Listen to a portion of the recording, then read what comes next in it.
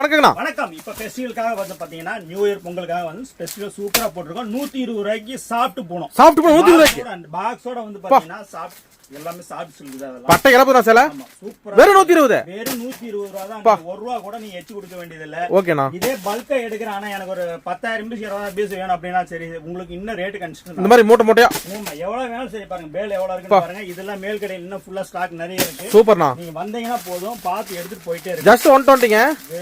வெறும் 120 தான். பாக்ஸோட 120. ஆனா இந்த ரேட் எங்க கிடைக்காதுண்ணா? எங்கேயும் கிடைக்காது. நம்ம பாருங்க சூப்பரா இருக்கு.